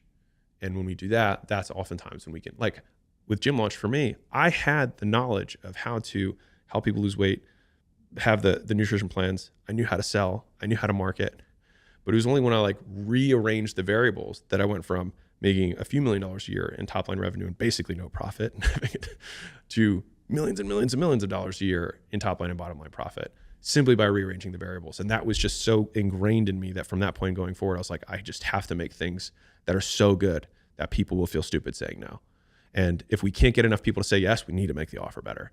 And to me, that's been like the single thing that it affects all aspects of the business. It's the highest leverage thing I think you can do in the business, which is why it was the first book. Because answering the question, what do I sell, is the first book. The second book, Leads, is to whom do I sell it? I got to get leads, right? And that's the second book. But that affects pricing, it affects profit, it affects marketing, it affects sales, it affects delivery. Like getting the offer affects everything. And it's one of the hardest things to change because it affects everything, but it also has the most ability to unlock incredible wealth or value in a business. And the concept there is incredibly transferable. When you were going through the equation, it sounded in some parts similar to an equation we used to have for competitions when we were trying to get people to sign up to competitions. The idea almost sort of like it was an equation where on one end, little investment, so just click here and you're entered. High perception that you have a chance of winning. So if there's 10 prizes and you can see there's 10 entrants, your brain goes, okay, all I had to do was click. And then in the competition aspect, we thought a lot about credibility because that's a big factor in competitions. Like, do I think anyone's going to win, and do I trust these people to even give out a prize? And it's even the same thing. And it's even the same thing in content. When you're thinking about a title for your YouTube videos, 5-minute 6-pack abs. Yeah. Is a fantastic equation. Yeah. Little investment, high potential reward, apparently. And that's also, there's even another thing which I've thought about, which I've not been able to necessarily explain, which is why people are more likely to click on things. I guess it's ease when it says things like 5 steps to finding love versus like how to find love. 5 steps. I guess it's that ease point. It feels more accessible. Just 5 steps. Yeah. Perceived like of achievement. Like, what's my risk of not achieving? If there's 5 steps, that feels easier than just how to. Maybe. When you think about where you are in your journey as an entrepreneur, and you think about it maybe as like steps, how far are you up that staircase? Or do you not know? I was like, I felt like that was going to be the question that you were going to ask. And I was like, I feel like every entrepreneur feels like they're just getting started. Like, you talk to guys in their 70s, they're like, I'm just getting started, you know? I mean, I'm about to cross a decade of being, no, I am right. Just at the decade point for me from the first business I started to now. So I feel like I've got a few seasons left, you know, if I can keep living, which I'd be stoked about if I can. Let me ask a different question then. Caleb in the corner who works for you, he's your creative director. If Caleb said to you, he said, Alex, I want to be a millionaire. Yeah. What would you say to him? What advice would you give to him? He says, listen, I've heard you doing all these podcasts, you're running around, I've been filming the camera, but I've been filming, I've been listening. Yeah. And this millionaire stuff, this sounds amazing. Yeah. So what advice, how old are you, Caleb? 29. What advice would you give to 29-year-old Caleb if he said to you, Alex, how do you, knowing me, how do you think I become a millionaire? So there's a lot of ways to do it. It just depends on which way you want to go. So I'd say, first off, you can stay at acquisition.com. That'll probably happen on a long enough time horizon, just because we're going to get really big. We're already pretty big and we're just getting started. So like, I genuinely believe that. And that's 100% my goal, is that every single person that we have becomes very, very wealthy, because I'm going to die and it's not going to matter anyways. And if everybody else can make some too, great. So that is a path. Another path is he peels off and goes on his own and starts a business of some sort. And so it depends on whether he wants to make the business itself what his core skill is, which would be like media and maybe services around media, or using the skill that he has of media in an opportunity and he gets 2 or 3 other people to maybe co-found it with who have other complementary skills. And then he just runs that division or portion of the business within the larger context. And that's like a classic question of like, I'm really good at making wallets.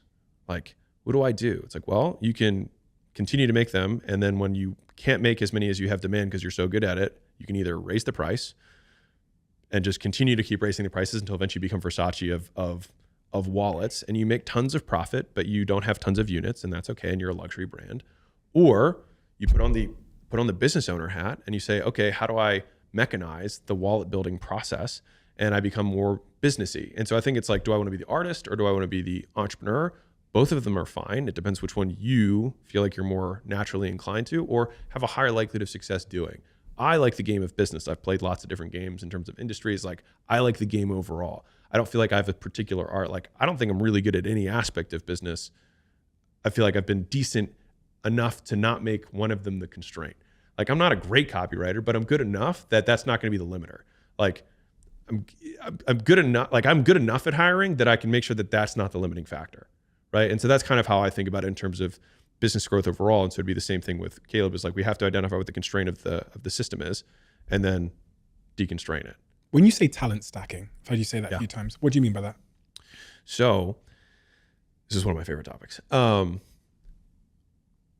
Many skills, like 1 + 1 = 5 when you put them together. So let's say you have somebody who's really good at math in the beginning. That as a skill, not super monetizable, right? Okay, well then you learn bookkeeping. Okay, well now you had a proclivity for math, but you learn something that has value in the business world. Okay, then you learn to get your CPA, now you become an accountant. Okay, more valuable. Then you start studying around tax law and insurance, and you're like, oh, significantly more valuable. And then you learn how capital markets work and how debt markets work, right? And you understand how mergers and acquisitions work. And all of a sudden, you're a CFO. And then you learn how to sell and promote a little bit. And all of a sudden, now you're a rainmaker. And so you still needed to be good at math.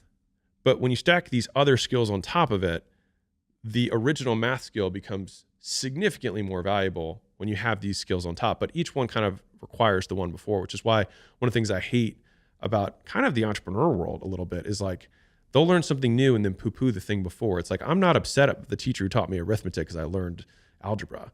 One was necessary for the next. And so as entrepreneurs, a lot of times it takes, I think, the self-awareness to say like, where am I at on my skill stacking adventure, right?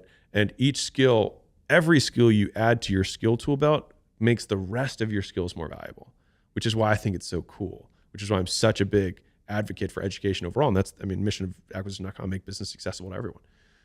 That's why we put all this free stuff out there, is because like, if we can give people enough skills, they'll be able to stack them on their own and then just achieve whatever they want in a totally different way. If you allow me to go there, it's like, you look at Jay-Z, right? Maybe he was somebody who naturally had rhythm, right? And so then all of a sudden he learned how to rap. Okay. He took his rhythm, put it in a rap. Okay. And then he made his first CD. Okay. And then he learned how to promote. Ooh, significantly more valuable. And then he learned how to make a label. And then he learned how to recruit other artists. And so he still needed to learn how to promote the other artists. If he didn't know how to promote at all, he wouldn't have been able to do it. But once he had the label, he got significantly more leverage on the skill of promotion. And he could recognize people because of his skill in rapping and rhythm. And so like, each of these skill stacks on top, and then eventually he pinnacled into Beyonce as his top skill. I'm just kidding. I was gonna say. Like, where is he going? Yeah. But like, that's the idea. So like, and that's why I'm just like, learn the skill, find the next skill. And the nice thing is that it doesn't even matter how disparate the skills are. Like, if Jay-Z is really good at math and understands capital markets and understands the label, those combine to into another cool melange, right? A little French word, like mix of skills that's like unique to Jay-Z. And the longer you play the game, the more skills you get and the more unique your mix of skills is. And that to me is like the coolest part about business and just like education in general. I stumbled across a bit of a similar but maybe adjacent idea in my career where when my company went public on a stock exchange in Europe, I then learned from an investment bank when we were having the meetings with the banks. We went on this roadshow, met 20 different investment banks. We were considering an IPO in another country. They told me that our business would be worth 4 times more if it was just on a different stock market. If you move it to the NASDAQ, the exact same business would be worth 4 times more, which meant that my net worth would be 4x'd just by taking the exact same business and moving it to a different stock exchange. And I thought about that a couple of years later when I was thinking about the skill set that I had acquired over my career, which was this skill set of marketing and social media and entrepreneurship. And I was thinking, you have to not just have the skill, but know what market to apply it to. And what ended up happening, I've never told this story before, but I looked for an industry where my skill set was in least supply but highest demand and returned the greatest. And it turned out that industry, in terms of social media marketing and storytelling, I felt was most in demand and would return the greatest value for companies that were about to IPO. Because essentially, when you're going to IPO, if you have a good story, it can swing your valuation by hundreds of millions. Or in the case of the first company I worked with, when their IPO listed at 3 billion, billions. Yeah. And so my skill set of social media and marketing, I could do what with it? I could go help a local gym and get paid $1,000, or I could go help a company that was in the lead up to an IPO that was, where I can potentially add hundreds of millions in value and take 7 million as part of an equity deal. So upon leaving my first company, the equity arrangement that I had was valued somewhere between I'm going to say between, it depends because the share price fluctuated. But I think on the day of the IPO, the equity that I got for the 9 to 12 months work that I'd done was worth in the region of $7 to $8 million. Right. 9 months work. Yeah. Basically freelance. Yeah. Same skill stack, but applied to an industry that would pay me more for the same skills. And so I thought a lot about that. And that's ultimately why we started our company, which is now called Flight Story. We have probably at the time of the airing this, about 100 people. We started the company about a year and a half ago. Oh, crazy. And that's basically that. It's applying the skill set we have to industries that need it. And we started out in the IPO market, did a little bit of work in this biotech market. And now we've kind of broadened out. But people don't think about that a lot. You're like, my skill set, where is it in highest demand and can pay the most? 100%. I thoroughly agree with everything you just said. I also think that that's a skill. Like, I wish someone had just said it to me. No, yeah, totally. And that's the thing. Like, it's like information to me. It's like the most the biggest debt. One of the things I love saying this, but like the biggest debt all of us pay is ignorance. And so I heard this close at this pitch years ago, and this guy got on stage and he was like, "Hey, ma'am," she was like, "How much do you make?" She was like, $50,000. So he wrote $50,000 on the whiteboard. And then he wrote $1 million on top of the 50,000, and he subtracted it. It said 950,000. He said, "You pay life $950,000 every single year for not knowing how to make $1 million a year." And it was a crazy concept. And he was using it to close the audience. But the most expensive thing that all of us are paying for is the information that we don't know. And that's like both frightening and also incredibly exciting, because like fish in the best ponds, right? Like a good fisherman knows where to fish, and everybody can put a hook and a thing and stick it over the water, but like the best fishermen know where and when, et cetera. And that's exactly the story that you said. Is like, I had the hook and I had the reel and all that stuff, but like I went to where the best fishing was. And like, to me, that's skill. Same work. Yeah. Same amount of time, same rod. More zeros. One of the things in the first book is like, you want to like sell better customers. So if you want to sell better customers. Yeah, like it's the exact same thing you just said, which is like, if I were to do CRO work, so conversion rate optimization for a website that's e-commerce, and I work for a store that's doing $1 million a year, and I say, cool, I'm able to increase your conversion on your site by 20%. Okay, cool. So now that's doing $1.2 million a year. I made $200,000 in value, and maybe I can get 10% of that. I get 20 grand. Okay, cool. I do the same work to a business doing $100 million a year. I make them $20 million for my 20% bump, and I get 10% of that, and I make $2 million. 20,000, 2 million, 100x, same work, to your point. And to me, that's skill. Like, to know that simple fact. Like, I had this tweet that went super viral, which was solve rich people problems, they pay better. A lot of controversy around that, but it's true. And so find the people, and a different way of saying it is, find the people who value what you have the most. And I'm sure you've heard this. Have you heard the story of the father and the son with the car? No. Okay. So maybe I have, but I'm not sure if that was enough detail. No, it's good. It's good. So there's a father who gifts his son an old beat up car. And he says, hey, I don't know if it drives or not, but you can take it down to the dealership down the street, see if you can trade it and get some money. He was like, okay. So he goes down the street, goes to the dealership. They say, we'll give you $1,000 for it. And he hears him out, comes back home. He's like, Dad, they said give me $1,000. He's like, okay. He's like, go to the impound yard where they, break the cars up just for metal. He's like, see what they'll give you. Goes there. And the guy's like, I don't know, this might be $500 of metal. Kid comes back home. He's like, Dad, he said it was gonna be $500. He's like, okay. He's like, hey, go down the street to that antique dealership, see if they've got anything, that used car lot. He's like, okay. So he goes down there, talks to the guy, comes back home, super excited. He's like, Dad, you won't believe it. He was like, this is a historic car. There's only like 10 of them left. He's like, it's worth $100,000. And so the father smiles and he's like, and the lesson I want you to know is that it's not necessarily who you are, but the people that value you the most. And so you can talk to different people and go to the people who value you. And I love that story because it's a huge business story in terms of like sell where the fish are, where the big fish are. Like if you're going to go hook fish, go where the whales are.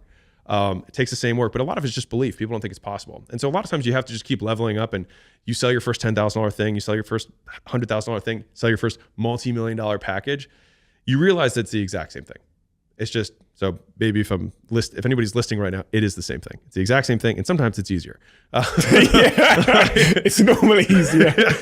Like, you've seen that meme that says like, so what exactly am I going to be getting for this $50 thing, right? Yeah. And then it's like $50,000 clients like wire sent yesterday. Like, what else do you need? Like and that's totally true. But I think there's a skill in understanding where to fish. Certainly a skill. Information. It's information. It's even knowing that there was another lake over there in part. And that's why like listening to conversations like this is so valuable for people, because it lifts a curtain. Totally. And you go, what the fuck? You guys were behind here the whole time partying? That's what my business life has been like. It's like gradually, like I think I heard Kevin Hart describe on Joe Rogan one time where he said, there's this other room where these people are playing this other set of money games. Yeah. And then when you get in that room, you're almost pissed off that nobody told you this room existed. But then there's another door. Yeah. Yeah. And then you get through there maybe a couple of years later and you find these other people, these fucking billionaires that are playing another set of games, and you're going, what? And they're chilling. Yeah. They're just smoking cigars. They're not even doing any hard work. And you go, tell me the games that you guys have been playing in here. Yeah. And then again, the frustration is, and that's kind of what I feel like in my business life, it's been like, where at the jump I'm charging, I don't know, I remember we found our first deck from 2014 charging, I remember the package, we did gold, silver, and bronze. It was like, $200 package for like support, and then $500, and then the gold package where we threw everything in for $1,000. And I remember one of my first clients accepting that. And then I think today, like the only difference, okay, there's skills that have increased, but information is the big thing. Knowing how to do it, when you think about curtains that have lifted, that have really shifted the games you play from a value money perspective, like where someone's turned the lights on, you go, fuck, of course. Yeah. Is there anything else that comes to mind? Like big macro games. That... Yeah. I think a big,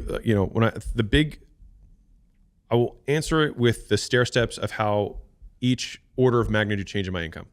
So when I went from being an employee to self-employed, I went from making 4 figures a month to 5 figures a month. And that was for me just like, I'm now in control. The level above that was I started having other people who worked for me. I didn't even know that was possible. Sounds crazy. But like I was like, you can hire people? Because my members at my gym were like, other people can work here. I'm like cleaning the floor and doing the marketing and teaching the class. I was like, didn't think about that. Good call. Bottleneck. Right. And then went to 6 figures a month. Right. And then from there, stayed there, did the turnaround business, still had the same organizational structure, had another degree of leverage. And so the next degree of leverage was that I started licensing. So it was digital, right? So the cost of goods was basically nothing. And then that's when things started skyrocketing. That got me to 7 figures a month. And then 8 figures a month was using leverage through capital, which is where, we're at now. And I would imagine that 9 figures a month will probably be some level of technology or more media on my side. But all of these things are about leverage. And so this is like one of my favorite topics in the whole world. But if we define leverage as the difference between what you put in and what you get out.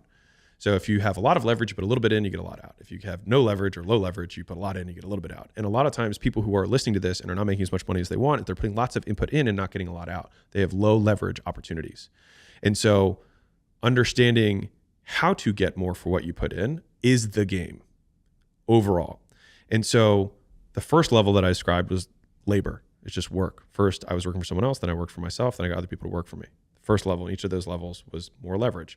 Above that, I had media, which is the thing that I was licensing out. So another degree of leverage. I made it once and I could license it out infinity. On top of that, I have capital. I can take capital. I don't have to sacrifice time in order to get something for it. So it's high input output. Above that would be some sort of technology. You build the code once. In theory, obviously, you continue to improve the code, but theoretically, you build the thing once and then 1 million people can use it. And so you want to stack as many types of leverage as you can and as much of them as you can, because like Joe Rogan also has a show and somebody else has a podcast. They both technically are using media as their vehicle for leverage, but he has significantly more of it. So it's not just like, I'm going to use all these, right? Yes, but it's also how much and to what degree. But like Facebook had other people's money. He used media, had other people's work, max leverage. Amazon, same thing, right? They used every element of leverage and they maxed all of them out. And that's at least the curtain that, and Naval talks about this, if you're familiar with Naval Ravikant. He talks about these things as the elements of leverage, or 4 types of leverage. And understanding that for me has kind of been a blueprint for wealth overall. And then, capital, there's degrees of capital, right? Like you can get friends and family to give you money. Then you can get, institutional money, and then you can get public money, right? Which, you saw like the IPO money, like the fact that the NASDAQ was 4X, the Dusseldorf exchange, is that where it was, right? There's just significantly more capital in that market. And so same work, more zeros. And so I love this topic because I think that that's fundamentally like the people who move faster in life don't actually move faster. They get more for every step. Are you happy? I'm stoked. Max stoked. I've not asked this question for a long time, but I thought I'd ask it because it's kind of similar to what we've been talking about today. But if happiness was like a list of ingredients and it was a recipe, is there anything missing from your recipe that would make you even more happy? And sometimes that recipe is about balancing the ingredients. You need 2 eggs and 100 eggs. Yeah, 1 cup of flour. Yeah. For me, it's always been about autonomy. I want to be able to do what I find interesting. And that's been the core of it. And what I do will change, but the core of having the freedom to do it has been the center of it. And so for me, I don't think my freedom not in recent history, my freedom hasn't fundamentally changed in any way. And so I would say that I'm the same level of contentedness as I was last year. But I find engagement in what I do. And that's I'll give you my definition of happiness, which is doing what you like to do with people you like and doing that as much as you possibly can.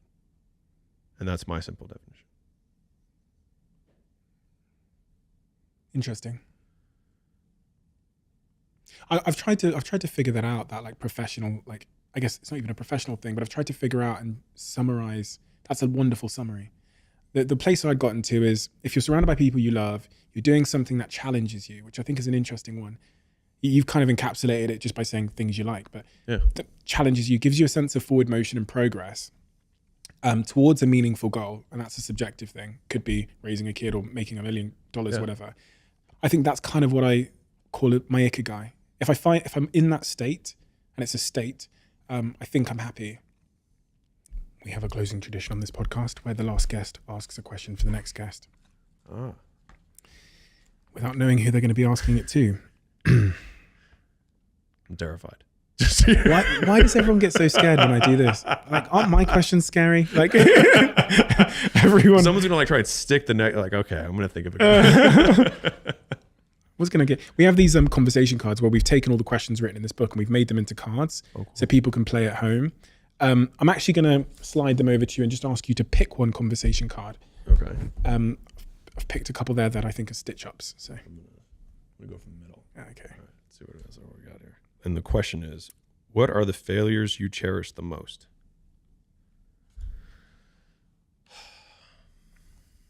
I'm gonna give 2. I am very grateful that I hated the job that I had, because I think that I am the type of person, because of how hard it was for me to quit, that if I had liked a job enough, I don't think I would have left. And I think I would have gone to the business school and done the next thing. Like if I had had a job, worked for whatever it was that I enjoyed enough, just enough, I might not be where I am now. And I think that I cherish the fact that it was so miserable that it got me to change. Like that job changed my life. From a like soul perspective, going through what I did with Layla, I cherish those times, because a lot of people live worst case scenario years into their marriage, years into their relationship, and then they kind of like see what the other person is made of. I got to do that before I married the person. And so there haven't been any surprises since then. And it's something that's like shared misery to a certain degree, but like spiritual strength or spiritual, whatever you want to call it. I know she's got my back. And there's an element to that story that I didn't tell, but when we really needed money at one point, I flew Layla out to do this launch. I couldn't go with her. And I actually, I don't want to say broke up with her, but I was like, I can't do this right now. And so for 28 days, we were not together. And most girls, people, would probably have been like, screw this guy. But instead, Layla set the all-time record for a launch that still hasn't been broken. And when she came back, I was like, she stood tall when everything in my life was crumbling around me, and she like made it happen. And I knew that wherever I wanted to go, I needed someone like that with me. And so I cherish the failures of that entire season, because there were many, because I wouldn't know what I have today if I hadn't been through those tests with her then. Man, that's beautiful. In the Diary of a CEO, we have hundreds of questions that have been left by our guests, and we've put them on these cards. And on these cards, you have the question that's been left in the Diary of a CEO, the name of the person who wrote the question. And if you turn it over, there's a QR code. If you scan that code, you can see which guest answered the question and watch the video of them answering it. Every time I've done this podcast, and every time we've asked the kind of questions we ask here, I feel a tremendous sense of affinity to the guest. And our aim with these cards is that you can create that sense of connection through vulnerability at home with the people you love the most. And I have some good news for you. As of today, you can add your name to the waiting list to be the first in line to get your own set of conversation cards at theconversationcards.com. We have another question, which is the question that people leave in the book. Oh, I thought I just nailed it. I thought that was it. This is the new tradition. Well, I'm talking about the old tradition. One last question, Alex. But you did nail that. So I'll be honest, you stuck that landing. When do you feel the most emotionally connected to yourself? Literally my like heartbeat thought was when I'm working. Like the first heartbeat thought. And then like if I had to be really specific, when I'm in the throes of writing. I had a writing scholarship coming out of high school. I was the vice editor of the newspaper. I was the editor-in-chief of the literary magazine when I was in high school. I've enjoyed writing. It's one of those things that for me, like you said, like challenge, like writing is a monster that only gets stronger and stronger, and you get better and better at writing, and you see the flaws in your writing, the better you get at writing. And so it always feels like the difficulty matches my ability at all times. And so it is the thing that I experience the greatest degree of flow in the most regularly. Makes a lot of sense. Answers a lot of questions that we talked about earlier on as well. Alex, thank you so much for your time and being here. It's been an incredibly diverse and enlightening and honest and vulnerable and inspiring and soul-filling conversation in so many respects. And I know for sure you're just at the very start of your journey. I asked you about the staircase. I know that you've just got one foot on the first step, and I think it's going to be incredible to watch the next couple of seasons of your life, because you're destined for incredible things. There's absolutely no doubt in that. So thank you, Alex. Appreciate your time. I appreciate that. Thank you. Those kind words. I've now been a Huel drinker for about 4 years, roughly. So much so that I ended up investing in the company, and I play a role on the board of the company. But they also very kindly sponsored this podcast. And to be honest, I've never said this before, but Huel believed in this podcast before anybody else. The CEO, Julian, told me before we even launched the podcast how successful it would be and that Huel would back it. And I absolutely have a huge amount of gratitude for them for that support, but an even greater sense of gratitude for the fact that they've helped me stay nutritionally complete throughout the chaos and hecticness of my tremendously busy business schedule. So if you haven't tried out Huel, which I hope most of you have at least given it a go by now, try it out. It's an unbelievable way to try and stay nutritionally on course if you have a hectic, busy schedule. And let me know what you think. Send me a tweet and a DM, tag me. Let me know what you think. Quick one. As you guys know, we're lucky enough to have Blue Jeans as a sponsor and supporter of this podcast. For anyone that doesn't know, Blue Jeans is an online video conferencing tool that allows you to have slick, fast, good, quality online meetings without any of those glitches that you'd normally find with other meeting online providers. You know the ones I'm talking about. And they have a new feature called Blue Jeans Basic, which I wanted to tell you about. Blue Jeans Basic is essentially a free version of their top quality video conferencing. And that means that you get immersive video experiences. You get that super high quality, super easy and zero fuss experience. And apart from 0 time limits on meetings and calls, it also comes with high fidelity audio and video, including Dolby Voice. They also have expertise grade security, so you can collaborate with confidence. It's so smooth that it's quite literally changed the game for myself and my team without compromising quality at all. So if you'd like to check them out, search bluejeans.com and let me know how you get on. DM me, tweet me, whatever works for you. Let me know how you find it.